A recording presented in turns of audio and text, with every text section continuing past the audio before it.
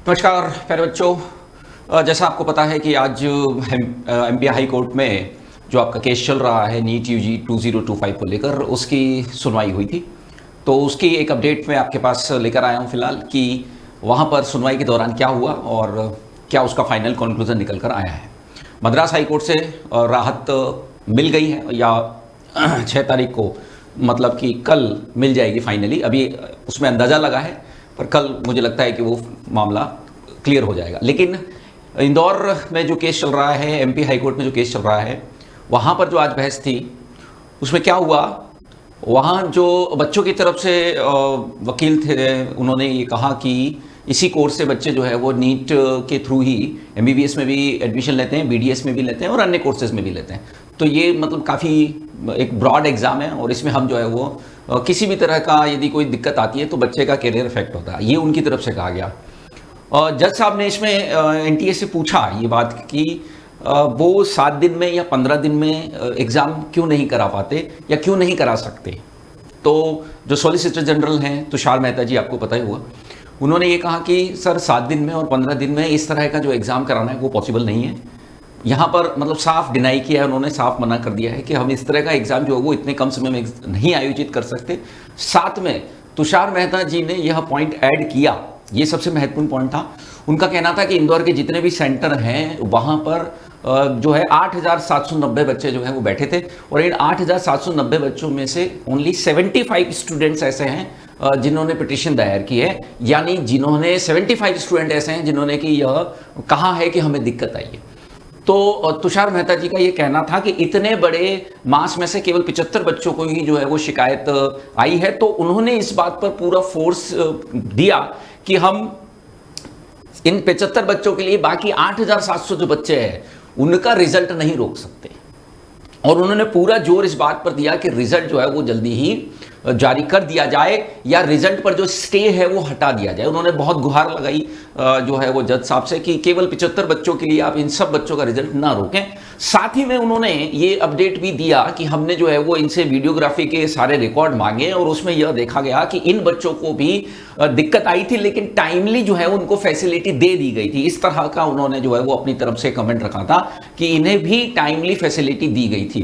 देखो, इन सब आर्ग्यूमेंट से आपका कुछ हद तक, मुझे जैसा मतलब मैंने उसको सुना था डायरेक्टली, मैं किसी वाया के थ्रू नहीं बता रहा हूँ, ये केस डायरेक्टली मैंने सुना था, तो वहाँ पर मुझे ऐसा लगा कि जज साहब थोड़े से कन्विंस हैं। हालांकि उन्होंने किसी भी प्रकार का कोई फाइनल वर्डिक्ट जारी नहीं किया है, परंतु वो कुछ हद तक कन्विंस लगे कि इतने कम बच्चों के लिए सारे बच्चों का रिजल्ट नहीं रुकना चाहिए। इस पर वो मुझे थोड़ा सा कन्विंस नजर आए, बाकी पता चलेगा। तो फाइनली इसके अंदर अभी आज की डेट में तो किसी भी प्रकार का जो है ना वह रिजल्ट जिसको हम बोल सकते हैं कि हाँ सर कुछ फाइनल अपडेट आ गया क्या, तो ऐसा तो नहीं हो पाया है कि फाइनली मैं बोल सकूं कि कोई कंक्लूजन है। इसमें नेक्स्ट डेट ही मिलने वाली है। नेक्स्ट डेट जो है वो टेंटेटिव डेट है, वो 16 जून शो कर रहा है, लेकिन वो ही डेट हो ये जरूरी नहीं है।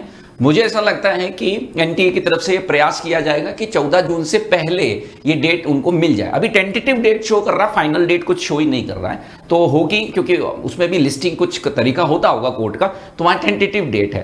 पर इसमें पूरी उम्मीद है कि वो डिमांड कर सकते हैं इस चीज का कि इसे जल्दी से जल्दी जारी कर दिया जाए, यानी कि इसकी जो अगली सुनवाई है वो मोस्ट प्रोबेबली 14 से पहले होनी चाहिए।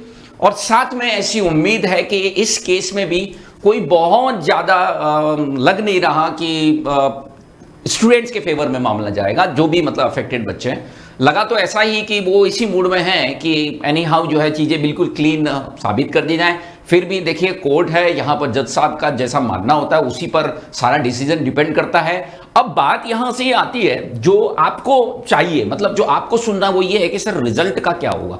तो देखिए बात ये है कि फिलहाल तक की कंडीशन ये है कि स्टे केवल उन्हीं 11 सेंटर वाले बच्चों पर है, 11 या 18 जो भी सेंटर थे, कुल मिला के 8,700 जो भी बच्चा है उन पर स्टे है। बाकियों के रिजल्ट पे तो वैसे भी कोई स्टे नहीं है, परंतु एनटीए डबल एक्साइज करने से निश्चित तौर पर बचेगी, क्योंकि इन 8,700 की रैंक बाद में फिर एड ऑन होगी तो पूरा चेंज हो जाएगा। तो मुझे लगता है कि जब तक कि इन बच्चों का स्टे नहीं हटता है रिजल्ट आपका जारी शायद ही होगा। हालांकि कोई बैन नहीं है, कोई रुकावट नहीं है, बाकी बच्चों का रिजल्ट जारी कर सकते हैं, पर फिर वो डबल एक्साइज होगी क्योंकि रैंक वापिस चेंज होगी। दूसरी बात, आज पूरी कोशिश की गई है कि बाकी बच्चों को अफेक्ट ना मानते हुए जो है वो पूरा रिजल्ट घोषित करने की उन्हें अनुमति मिल जाए, लेकिन वो मिली नहीं है। तो ये अगली डेट पर ही जो है वो पता चल पाएगा, जिसकी टेंटेटिव डेट 16 जून दिखा रहा है।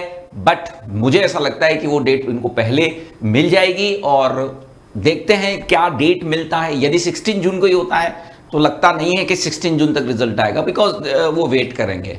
और हो सकता है दे दे तो फिर वो डबल एक्सरसाइज करनी पड़ेगी। एनटीए को दे भी सकता है, पर देने के चांसेस थोड़े कम लगते हैं, क्योंकि डबल एक्सरसाइज करना ही पड़ेगा यदि आपका पहले आप रिजल्ट देना चाह रहे हो तो यदि सुनवाई आपकी डेट क्या पड़ती है, सारा उस पर ही डिपेंड करता है। उसी के अंदर आपका सारा मैटर फाइनलाइज होगा।